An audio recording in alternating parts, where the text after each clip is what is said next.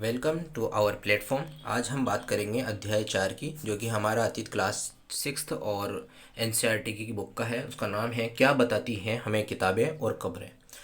इसके बारे में हम बात करेंगे। और इससे पहले हम 3 चैप्टर पढ़ चुके हैं, तीनों के लिंक आपको डिस्क्रिप्शन में मिल जाएंगे। साथ में हम बात करें इनकी पीडीएफ की और वीडियोस लिंक की, वो सब आपको व्हाट्सएप ग्रुप में मिल जाएंगे, जो कि वो भी डिस्क्रिप्शन में उनकी लिंक अवेलेबल है। बाकी अगर कोई डिस्क्रिप्शन में अवेलेबल लिंक से कनेक्ट नहीं होना चाहता है तो मेरे स्क्रीन पर एक नंबर लिखे हुए हैं, इन नंबर से कांटेक्ट करके आप जो है मुझसे जुड़ सकते हैं और वहाँ से आप इनको डाउनलोड कर सकते हैं। साथ में तैयारी शुरू कर सकते हैं। शुरू करते हैं इस चैप्टर का। हम क्या बताती हैं हमें किताबें और खबरें। अब तक हम बहुत सारी चीज़ों को पढ़ चुके हैं। पाषाण काल पढ़ लिया हमने हमने उसके अलावा हमने जो है हड़प्पा सभ्यता पढ़ ली। हड़प्पा सभ्यता में हमने गुजरात के 2 स्थल पढ़े थे। उनमें से एक तो लोथल पढ़ा था। लोथल के अलावा हमने पढ़ा था एक धौलावीरा। एक धौलावीरा के बारे में हमने बहुत इंपॉर्टेंट चीज़ें पढ़ी थी। धौलावीरा 3 भागों में विभाजित था, जबकि और सभी स्थल 2 भागों में विभाजित है। उन सभी को आप डेली रिवाइज किया करो ताकि आपको याद रहे। जितनी बार रिवाइज करोगे उतना ही अच्छा आपका क्वेश्चंस बनेगा और नए नए क्वेश्चंस विचार में आएंगे। आज हम बात करेंगे कुछ ग्रंथों की, कुछ किताबों की, कुछ खबरों की। तो उनमें सबसे पहले हम बात करेंगे प्राचीनतम ग्रंथ की। अगर हमसे कोई पूछे कि प्राचीनतम ग्रंथ कौन सा है, तो प्राचीनतम ग्रंथ के बारे में बताएंगे हम। 4 ग्रंथ हैं टोटल। उनमें सबसे प्राचीन है ऋग्वेद। दूसरे नंबर पर हम बात करेंगे सामवेद की। तीसरे पे यजुर्वेद की। चौथे पे अथर्ववेद की। लेकिन इस चैप्टर में हम जो मेनली जो बात करेंगे वो करेंगे सिर्फ ऋग्वेद के बारे में। ऋग्वेद क्या थी, कब बनी, कब इसका लेखन स्टार्ट हुआ, काम क्या आती थी, कितने सूक्त थे, सूक्त किसे कहते हैं, इन सभी बातों पर हम चर्चा करेंगे। तो बने रहिए हमारे साथ में। और इसमें से बहुत अच्छे अच्छे क्वेश्चन बनने वाले हैं जो एग्ज़ाम में आते हैं सीटेट के। तो चलो ठीक है, आगे बढ़ते हैं। पहला जो टॉपिक है वो है हमारे पास में ऋग्वेद। ऋग्वेद का मैंने ये बताया था कब से रचना कब हुई, 3500 साल पहले। और इसमें बहुत सारे सूक्त हैं। अब सूक्त क्या होता है उसके बारे में पता कर लेते हैं। सूक्त बोलते हैं प्रार्थनाओं को। जो सूक्त है वो है एक तरीके से प्रार्थनाएं। टोटल कितनी है इसमें, 1000 से ज़्यादा। 1000 से ज़्यादा कितने हैं, सूक्त हैं। इसके बाद में हम बात करें इसकी जो रचना है, रचयिता अधिकांश पुरुष है। कुछ सूक्तों के जो रचयिता है वो स्त्री भी हैं, महिलाएं भी हैं, लेकिन अधिकांश क्या है, पुरुष है। सीटेट में इसी प्रकार के क्वेश्चंस पूछे जाते हैं। यहाँ अधिकांश पुरुष है, वहाँ पे दे देगा अधिकांश स्त्री हैं।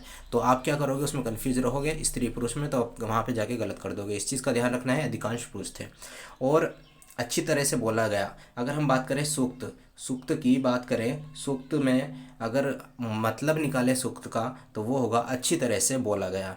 अब बात करेंगे विभिन्न देवी देवताओं की। जो सूक्त हैं ये क्यों लिखे गए थे, क्या बात थी इनकी।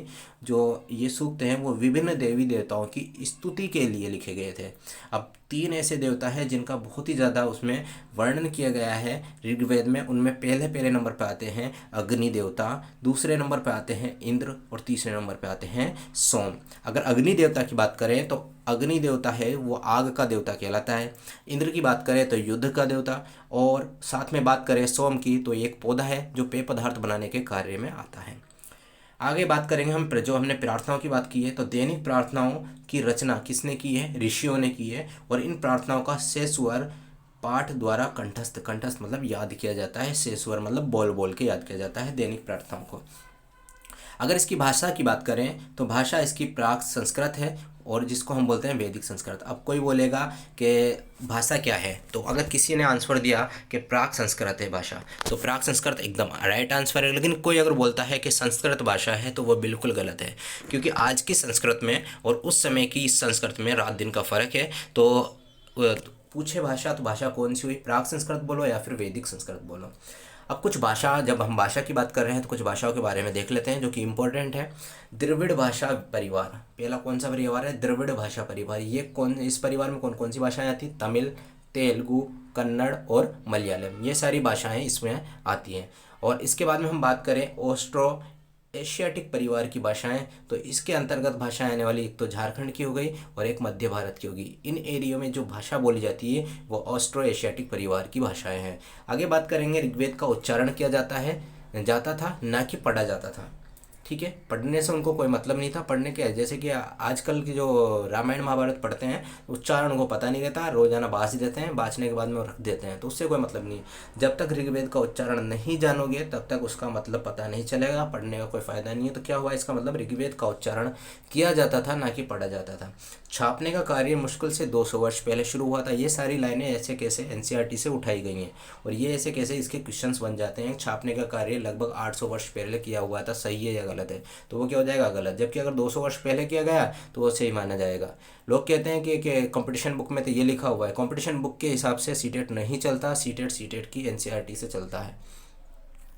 आगे हम बात करेंगे इतिहासकार ऋग्वेद का अध्ययन कैसे करते थे।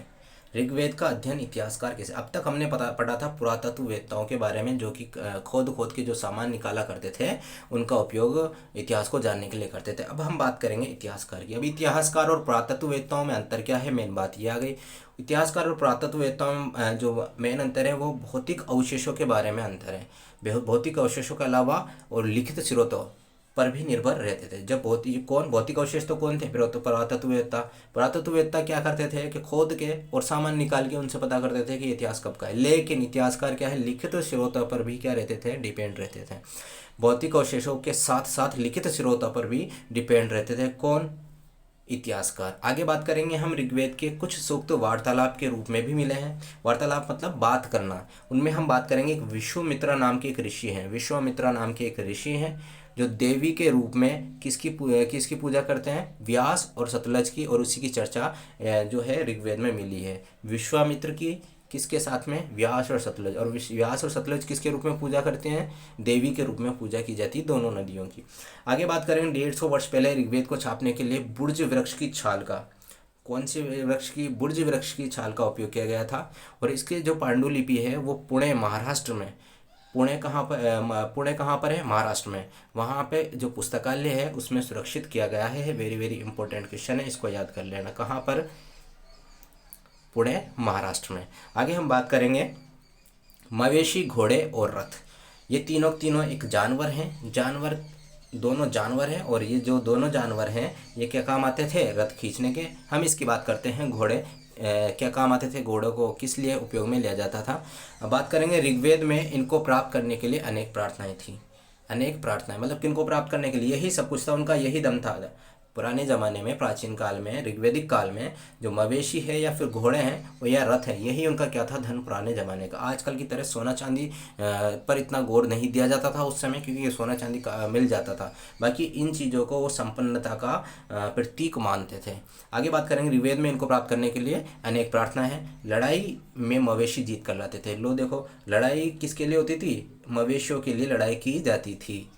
कितनी बड़ी चीज़ थी इनके लिए मवेशी। और किसके लिए लड़ाई की जाती थी, जो आज भी करते हैं, ज़मीन की लड़ाइयाँ होती है, आप देखते ही हो, अच्छे चारागाह के लिए और पानी के स्रोतों के लिए। इसके अलावा जो जीत के आते थे और धन जीत के लाते थे, उस धन का क्या किया करते थे, तो जीता हुआ धन का बंटवारा किया करते थे। और किस प्रकार वो बंटवारा होता था वो आपको बता दें। बंटवारा होता था सबसे पहले सरदार, उसके बाद कुछ पुरोहित को, कुछ आम जनता को, और कुछ यज्ञ की आहुति के लिए। अब यज्ञ की आहुति में किसके लिए की जाती थी, देवी देवताओं के लिए। और इसमें क्या डाला जाता था, घी डाला जाता था, अनाज और जानवर। पूछ सकता है उसमें देवी देवताओं को जो आहुति दी जाती थी यज्ञ में, उसमें क्या क्या उपयोग में लिया जाता था, तो घी, अनाज और जानवर। कोई के लोहा चांदी चढ़ाया जाता था तो गलत है फिर वो आंसर। आगे हम बात करेंगे लोगों की विशेषताएं बताने वाले शब्द। अब देखो, लोगों की विशेषताएं, जो इस समय के जो लोग हैं उनकी विशेषताएं किससे पता चलेगी, उनके काम से, उनकी भाषा से, उनके परिवार से, समुदाय से, निवास स्थान से, सांस्कृतिक परंपरा से। और ये सारे के सारे वर्ड आज भी भारतीय राजनीति विज्ञान में अनुच्छेद समानता के अधिकार वाले 14 से 18 वाले अनुच्छेदों में उपयोग में लिए जाते हैं। जैसे 14-15 में प्योरली 14 और 15, अनुच्छेद 14 और 15 में यूज़ लिए जाते हैं। तो उस समय में भी इसी प्रकार से विशेषताएं उनकी थी। हम बात करेंगे पुरोहित की। पुरोहित क्या था, ब्राह्मण, कभी कभी ब्राह्मण कहा जाता था, और इनका कार्य था अनुष्ठान करना। तो पूछा जाएगा अनुष्ठान करना किसका कार्य था, पुरोहित का। राजा क्या थे, मेन इंपॉर्टेंट है, यहाँ से क्वेश्चन पक्का बनता है। क्या बनता है, राजा। प्राचीन समय में ऋग्वेदिक काल में राजा कैसे थे, वो उनकी कोई राजधानी नहीं हुआ करती थी, वो कभी कर नहीं लेते थे। सबसे इम्पोर्टेंट, वो स्थायी सेना नहीं रखते थे और पैतृक भी नहीं होते। पैतृक मतलब राजा, राजा का बेटा राजा, राजा का बेटा राजा, ऐसा बिल्कुल भी नहीं था कब, ऋग्वैदिक काल में। जनरल समुदाय की बात करें तो जनरल समुदाय को किस प्रकार जाना जाता था, दो भागों में जाना जाता था। एक तो कहलाता था जन, दूसरा कहलाता था वैश्य। वैश्य शब्द वैश्य शब्द कहाँ से निकला, वैश्य से निकला है शब्द, ठीक है ना। आगे हम बात करेंगे आर्य की। आर्य की बात करेंगे। आर्य क्या होते हैं, जिन लोगों ने प्रार्थनाओं की रचना की उन्हें क्या कहा जाता था, आर्य। प्रार्थना करने वालों को, प्रार्थना की रचना करने वालों को क्या कहा जाता था, आर्य। और बात करेंगे दस्यु की। दस्यु जो इनके विरोधी हुआ करते थे वो क्या कहलाते थे, दस्यु। आर्य के विरोधियों को दस्यु कहते थे। दूसरी भाषा बोलते थे, ये जो भाषा बोलते थे इनके अपोजिट ये भाषा बोलते थे। और ये तो यज्ञ करने में सहायता प्रदान करते थे, जबकि ये यज्ञ नहीं करते थे। आगे बढ़ते हैं, खामोश प्रहरी, ये दूसरा पार्ट स्टार्ट हो गया। पहले हमने बात करी थी ऋग्वेद की, दूसरे में हमने बोला था कब्रों की बात करेंगे। अब हम सिर्फ कब्रों की बात करेंगे। कब्र का मतलब क्या हो गया, दफनाने के लिए जो गड्ढा खोदा जाता था उसको कब्र कहते थे। आजकल के ज़माने में क्या होता है कि ज़मीन खोदते हैं, पृथ्वी खोदते हैं, खोदने के बाद में उसमें जगह बनाते हैं, उसको इंसान को दफना देते हैं। लेकिन उस समय खोदने के साथ साथ उसमें चारों तरफ पत्थर लगाए जाते थे, उसके बाद में जो है मुर्दे को दफन किया जाता था। अब बात करते हैं कुछ महापाषाणिक काल। जो ये काल है कौन सा कहलाता है, महापाषाण। महापाषाण, महा का मतलब होता है बड़ा और पाषाण वाला पत्थर, तो मतलब बड़े बड़े पत्थरों का उपयोग किया जाता था। ये ऐसी कब्रें कब से मिली, 3000 साल पहले से। और कहाँ पर, कौन से एरिया में ज़्यादा मिली है, दक्कन, दक्षिणी भारत। दक्कन कहाँ है, दक्षिणी भारत में, और उत्तरी पूर्वी भारत में, कश्मीर में। इन जगहों पर क्या मिली है, महापाषाणिक कब्रें मिली हैं। कुछ जो ये जो पत्थर है कुछ तो ज़मीन के नीचे गड़े हुए रहते थे और कुछ तो ज़मीन के ऊपर है और कुछ नीचे। आगे हम बात करेंगे, सामान्यतः कृषक को खास किस्म की मिट्टी के साथ दफनाया जाता था, जो काले लाल मिट्टी के बर्तन, वेरी वेरी इंपॉर्टेंट, काले और लाल मिट्टी के बर्तन रेड एंड ब्लैक वेयर के नाम से भी जाने जाते हैं। तो इसको याद कर लेना, कैसे बर्तन थे, रेड एंड ब्लैक या ब्लैक एंड रेड, कुछ भी बोल सकते हो आप। इसके अलावा और भी ज़्यादा इंपॉर्टेंट चीज़ है कि लोहे के औजार। अब तक हमने जितनी भी सभ्यताएं पढ़ी, जितनी भी इतिहास पढ़ा है अब तक, उसमें सब में लोहे का उपयोग नहीं लिया गया था। लेकिन यहाँ पर किसका उपयोग स्टार्ट हो गया, लोहे का। लोहे का उपयोग का मतलब क्या हुआ, लोहे का उपयोग का मतलब यह है कि लोहे से परिचित हो गए थे, जबकि सिंधु घाटी सभ्यता के लोग लोहे से परिचित नहीं थे। आगे हम बात करेंगे सामाजिक समानता की। सामाजिक असमानता की। सामाजिक असमानता मतलब कोई राजा, कोई निचले एक तबके का, कुछ गरीब, कुछ अमीर, इस तरीके की बातें करते हैं। तो ब्रह्मगिरी एक जगह का नाम है। उस ब्रह्मगिरी में एक कब्र से 33 सोने के मनके और शंख पाए गए हैं। किसके, सोने के मनके और 33। मतलब इसका क्या हुआ, ये जो कब्र है इसमें किसी अमीर इंसान को, अमीर मानव को दफनाया गया था, जबकि वहाँ पे कुछ लोग अमीर थे, कुछ गरीब थे, कुछ सरदार थे तथा कुछ अनुयायी थे। तो ये क्या आ गई, हमारी सामाजिक असमानता। आगे कुछ कब्रों के जो अंतर हैं उसके बारे में पढ़ेंगे। कुछ कब्रें क्या है, एक से अधिक कंकाल मिले हैं। कुछ कब्रों में एक से अधिक कंकाल मिले हैं, मतलब उसमें एक से ज़्यादा मानवों को दफनाया गया था। इसका मतलब ये हुआ कोई एक परिवार को पूरे एक ही कब्र में दफनाया गया। इसमें क्या करते हैं, बहुत सारे बड़े बड़े पत्थर लेते हैं और उससे क्या करते हैं, एक ताबूत बना लेते हैं। ज़मीन के भीतर एक ताबूत बना के उसमें छेद बना देते हैं और छेद बना के एक पत्थर को ऊपर निकाल देते हैं। उस छेद में से, जैसे आज कोई किसी की डेथ हुई तो उसको दफना के आगे, फिर बाद में दोबारा गए तो इस छिद्र से वापस से अंदर घुसे, अंदर घुसने के बाद फिर से दूसरे को जाके दफना दिया। इस प्रकार बड़े बड़े क्या है, कब्रगाह हैं जिसमें एक से अधिक कंकाल मिले हैं। जो ऊपर निकला हुआ पत्थर रहता है, जो चट्टान निकली रहती है, वो किसके लिए होते हैं, चिन्ह के लिए उपयोगी में होते हैं। मतलब यहाँ पे इस जनरेशन की, इस बंदे की क्या है, कब्र है, आप इस छिद्र में जाके इस बंदे को दफना दीजिए। तो इसलिए क्या रहते हैं, चट्टान किस लिए थी, चिन्हों के लिए। आगे हम बात करेंगे इनाम गांव की, जो हम पहले भी कर चुके हैं। इनाम गांव क्या था, इनाम गांव था एक ग्रामीण बस्ती थी, उसके बारे में आज हम बात कर लेते हैं। पहले हमने धौलावीरा और साथ में लोथल की भी बात कर चुके हैं। इनाम गांव क्या था, भीमा की सहायक नदी घोड़ के किनारे की एक जगह। अब तुमसे पूछा जाए इनाम गांव कहाँ स्थित है, तो कौन सी नदी के किनारे स्थित है, तो वह है घोड़ नदी। और साथ में किसकी सहायक नदी है, तो भीमा की। कब, 3600 से 2700 साल पहले यहाँ पर लोग रहा करते थे। और वयस्कों को क्या किया जाता था, सीधा लेटाया जाता था कब्रों में, और सिर कहाँ रहता था, उत्तर की ओर। कई बार घर के अंदर भी दफना दिया जाता था। आगे बात करेंगे हम एक आदमी को, वेरी वेरी इंपॉर्टेंट, अगर पूछेगा ये वाली जो स्पेसिफिकेशन में बोलूँगा ये कहाँ की है, तो आपका उत्तर होगा इनाम गांव का। एक आदमी 5 कमरे वाले मकान के आंगन में 4 पैरों वाले मिट्टी के एक बड़े संदूक में दफनाया गया था। सेम टू सेम लाइन आपकी एनसीईआरटी की उठाई गई है, तो आपको ये याद करनी है। तो 5 तो कमरे थे उसमें, और 4 पैर वाले मिट्टी के एक बड़े संदूक। 4 पैर, अगर किसी खटिया को देखते हैं तो उसके 4 ही तो पैर होते हैं, तो वो भी क्या 4 पैर वाले एक जो है मिट्टी के बड़े संदूक में दफनाया गया है। यहाँ से इनाम गांव से हमें एक गोदाम के भी अवशेष मिले हैं, साथ में शव के पैर मुड़े हुए रहते थे। जो दफनाया जाता था शव को, उसके पैर मुड़े हुए रहते थे। आज से 2000 साल पहले एक चरक नाम के व्यक्ति हुआ करते थे। वो क्या थे? एक वैद्य थे। उन्होंने उस समय एक चरक संहिता लिखी थी, जो बुक का नाम है वो है चरक संहिता। और इन्होंने इस बुक में क्या लिखा था? 360 हड्डियों का वर्णन किया था। लेकिन आप मुझे कमेंट करके ये बताएंगे कि हमारे शरीर में कितनी हड्डियां हैं। 360 तो होती नहीं है, लेकिन आप कमेंट करके मुझे ये ज़रूर बताएं कि कितनी हड्डियां होती हैं। 360 हड्डियों का मतलब है उसने माना गया है कि हो सकता है उसने दांतों को भी हड्डियों में काउंट कर लिया हो। हमारे एक्चुअल में जो हड्डियां होती हैं वो 360 से कम होती हैं। वो कमेंट करके आपको बताएं, आपको बताना है।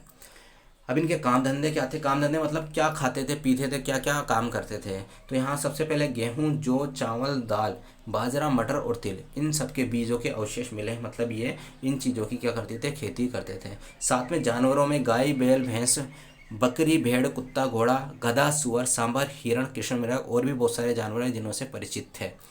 जानवर, इन जानवरों के बारे में वो मैक्सिमम पूछता नहीं है, तो आप एक हल्की सी नज़र से देख लेना इनको। साथ में अगर फल की पूछे तो फल बेर, आंवला, जामुन और खजूर। बेर का उपयोग पहले भी हम पढ़ चुके हैं, आप एक बार दोबारा रिवाइज कर लेना।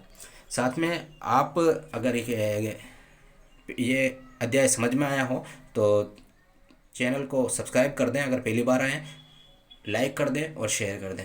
ये कुछ एक क्वेश्चन है जिनका आंसर आपको कमेंट बॉक्स में देने हैं। वेद क्या होते हैं? महापाषाण वेद की जो तारीख है वो लिखनी है, महापाषाण काल की तारीख है वो लिखनी है, इनाम गांव की और चरक की, इन तीनों से संबंधित, चारों से संबंधित जो भी डेट है वो आपको कमेंट करके बताना है। इसके अलावा एक क्वेश्चन और है जिसको मैंने इंपॉर्टेंट बताया था, काले व लाल मिट्टी के बर्तन किससे संबंधित है, ये भी आपको कमेंट करके बताना होगा। तो इस तरीके से आपको ये पूरा चैप्टर क्लियर करना है। आपको इसकी पीडीएफ व्हाट्सएप ग्रुप में दे दी जाएगी, और साथ में आपको इस वीडियो को देखना है, उसके बाद में पीडीएफ को देखना है। पीडीएफ को एक बार नहीं पढ़ना, पीडीएफ को कम से कम आपको 2 बार पढ़ना है, क्योंकि 15 मिनट का वीडियो होता है। 15 मिनट में 2 बार इस पीडीएफ को पढ़ लोगे तो ज़्यादा से ज़्यादा आपका 1 घंटा जो है इसमें लगेगा। इससे ज़्यादा तो आप पता नहीं कहाँ पे कितना कितना टाइम गंवा देते हो। तो थोड़ा सा टाइम इसको देके और विश्वास करके इस पीडीएफ को पढ़ना। पेपर इसके अलावा बाहर से नहीं आएगा, आपको एक बार फिर से कह रहा हूँ मैं, आपको सिर्फ इसी में से पढ़ना है और ढंग से क्वेश्चंस को देखते हुए पढ़ना है। आप जितनी बार इस पीडीएफ को पढ़ोगे उतनी बार ही आपको नए क्वेश्चंस देखने को मिलेंगे। तो आज के लिए इतना ही, धन्यवाद। कल दोबारा से हम एक और चैप्टर के लिए हाजिर होंगे लेकर, तब तक बने रहिए हमारे चैनल पर। धन्यवाद।